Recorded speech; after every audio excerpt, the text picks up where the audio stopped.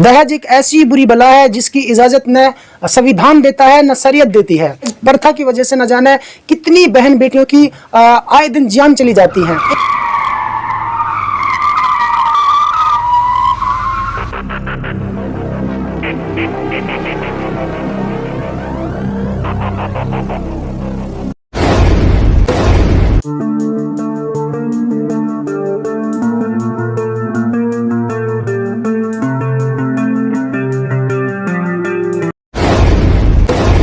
सबसे पहले मेवात आज तक में आपका स्वागत है। अस्सलाम वालेकुम। क्या नाम आपका? सलमान भाई।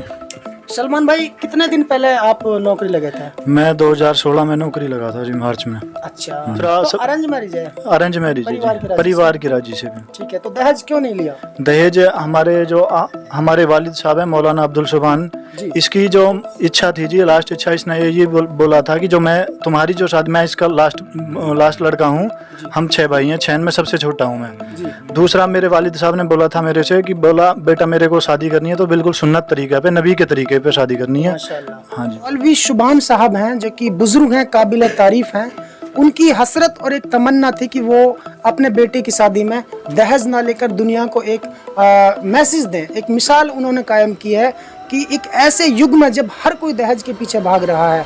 मैं इस बात को खुले दिल से कह रहा हूँ कि हमारे आज की तारीख में जो बहुत सारे ऐसे मैंने देखे जो पढ़े लिखे शिक्षित हैं, मौलवी हैं, हाफिज हैं, लेकिन उनके घरों में भी दहेज मिलता है। मतलब पूरे तरीके से ख़त्म नहीं है, वो कोशिश तो करते हैं लेकिन ख़त्म नहीं कर पाते हैं। ऐसे में बुजुर्ग ने मैसेज दिया है कि उन्होंने दहेज न लेकर के बिल्कुल सुन्नत तरीके से, नबी की सुन्नत के हिसाब से उन्होंने अपने बेटे की शादी की है।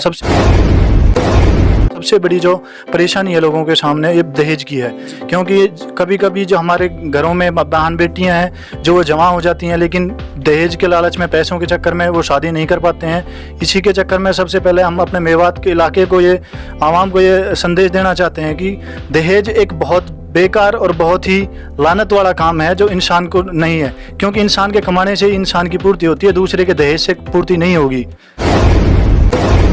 तो दोस्तों, आपने देखा और सुना, ये सलमान भाई है और मैं कहूँ कि सलमान फौजी है जिन्होंने बगैर दहेज के शादी करके एक मिसाल कायम की है। दोस्तों, गरीब बहनों की शादी हो जाती है लेकिन शादी के बाद में भी उनको बहुत ज़्यादा फोर्स किया जाता है, टॉर्चर किया जाता है, आखिरकार वो आत्महत्या करने पर मजबूर हो जाते हैं। ऐसा बहुत सारे केस हमने देखे हैं। शुक्रिया। देखिए, दादाजी बोल नहीं पाएंगे, उन्होंने हमें आशीर्वाद भी दिया है और उनका इशारा इस और है कि हर एक परिवार के लिए कि वो दहेज को ख़त्म करके सुन्नत तरीके से शादी करें। क्या नाम है आपका? मेरा नाम मोहम्मद वसीम है और मैं इसी गांव से ताल्लुक़ रखता हूँ जी।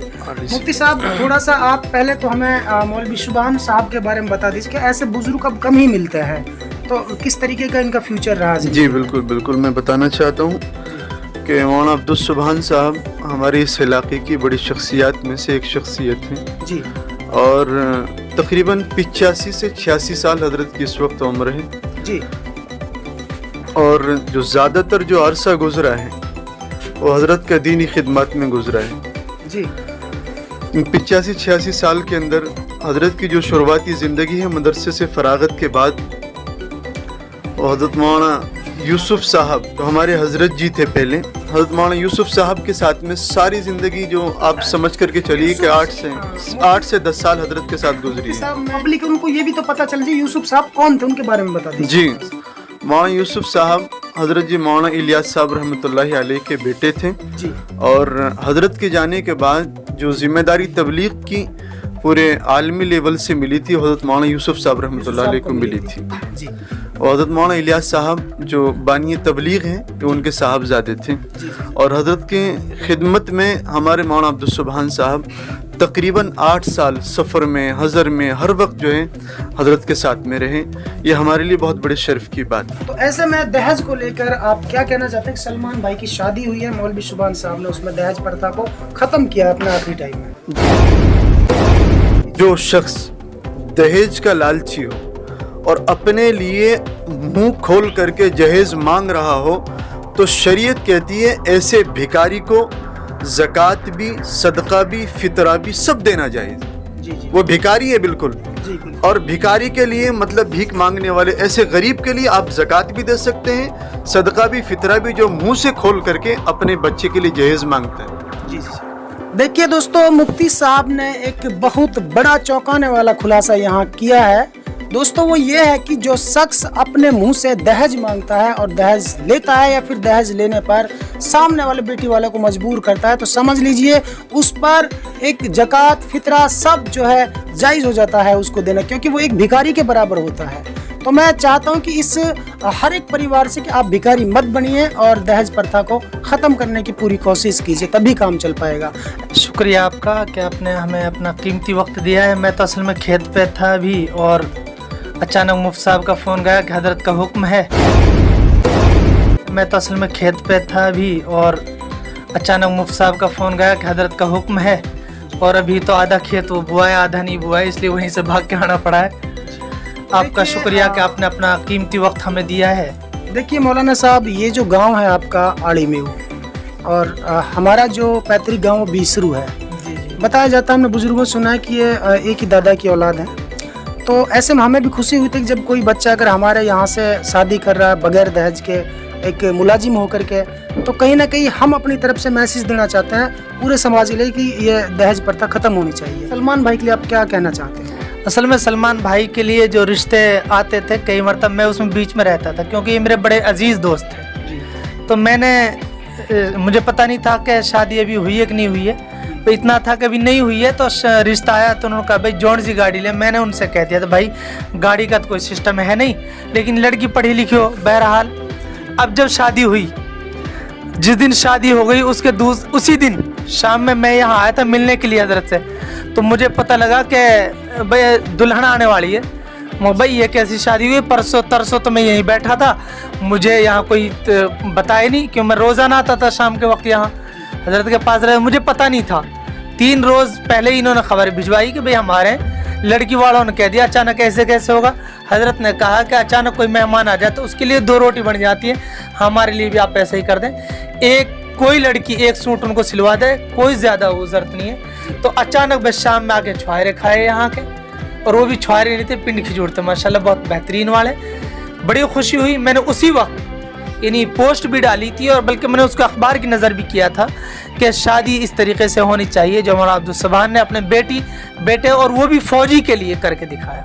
लेकिन मौलाना अब्दुल सुभान की एक अलग ही पहचान थी। मौलाना एक बड़ी शख्सियत है ये। बड़ी शख्सियत है, और मौलाना बशीर साहब टाई रहमतुल्लाह अलैह के खलीफा हैं। जी सबसे बड़ी बात ये है। जी। एक वकील दो गवाहों और मैं आपकी मौजूदगी में आपके मुताबिक की जाती है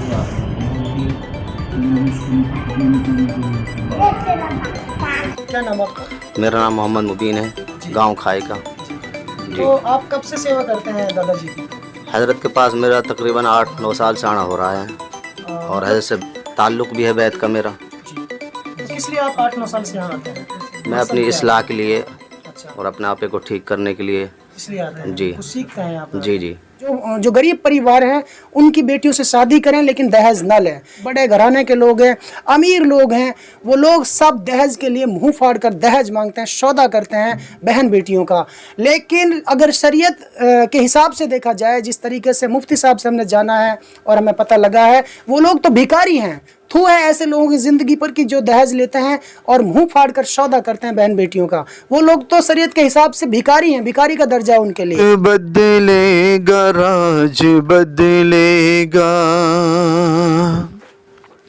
वक्त बदलेगा राज बदलेगा, यानी सारा समाज बदलेगा, यानी सारा समाज बदलेगा। तुम बदलने की कोशिशें तो करो, तुम बदलने की कोशिशें तो करो, एक दिन तख्त ताज बदलेगा, एक दिन तख्त ताज बदलेगा।